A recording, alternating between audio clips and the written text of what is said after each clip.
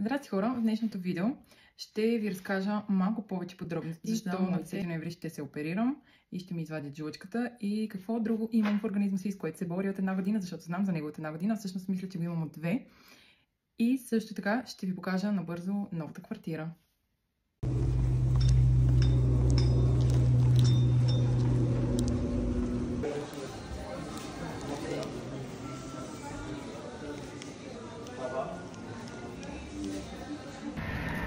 Така, мили хора, сега излязох от преглед в клиника Надежда в Красна Поляна.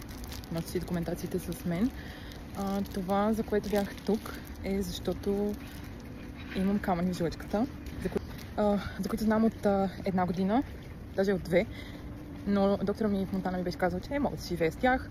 Обаче гастроентеролога ми в София не мисли така и от една година настоява да се оперирам. Аз избягвах, защото ме е страх, честно казвам, от тази операция, от пълната опойка и така нататък. Но тя започна да създава проблеми и сега бях на консултация с хирург и той също потвърди, че жлъчният ми мехур е ужасен и трябва да се оперира. Днес е 16 септември, насрочихме дата на 10 ноември, извиняйте, търси колата.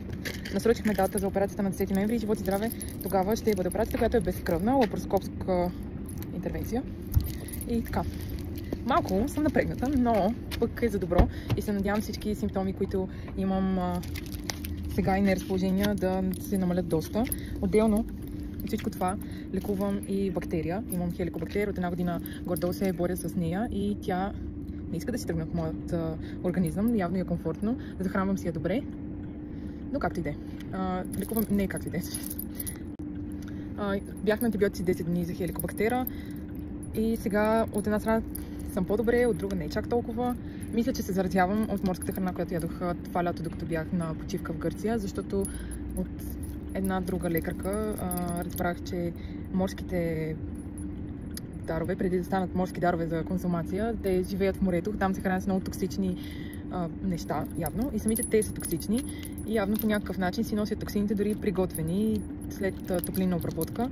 Аз с моя слаб корем явно съм доста податлива на това нещо и за една година 2 пъти бях на антибиотик за хеликобактера. Трябваше втория път да съм на 4 антибиотика, но тъй като имам камъни в жлъчката и това ще я натовари допълнително, доктор ми изписа отново само 2, плюс още 3 вида хапчета и като цяло е малко може би се объркахте, то и аз на моменти се обърквам, кое точно не ми е комфортно, но да, искам да оправя всичко това, защото тепърва в бъдеще ми предстои да стана майка и искам да се чувствам максимално добре, да бъда максимално здрава и да мога да износя детето си един ден, без да има някакви проблеми, защото по принцип главната причина, поради която се реших на операцията, въпреки страха си, е точно това, защото тук той хирурга и гастроентеролога ми ме предупредиха, че ако изчакам и няма махна и забременея, докато съм бременна, хормоните са нагоре-надолу, случват се някакви неща, които обикновено са виждат всичко в тялото на жената се променя, когато е бременна и тогава би било много възможно да получиш жлъчна криза и да се наложи спешна операция. Когато не планираш операцията, а тя е спешна,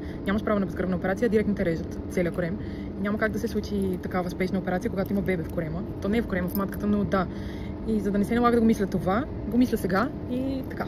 Това е общо взето. Ще ви държа в течение какво се случва и така. Тук на това изследване ще ви ги покажа.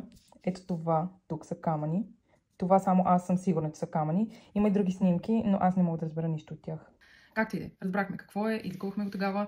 В момента го лекувах, но е рано, след като приключа веднага антибиотиците, да направя тест. Затова мисля непосредствено преди операцията на 10 ноември да направя и изследване за хеликобактер, за да видя този път на къде вървят нещата. Все още вече не пия всъщност антибиотици, не пия никакви други хапчета, освен пробиотик. Това е единственото нещо, което пия в момента и спазвам много строг хранителен режим и заради хеликобактера, и заради жлъчката, за да не я раздразня допълнително.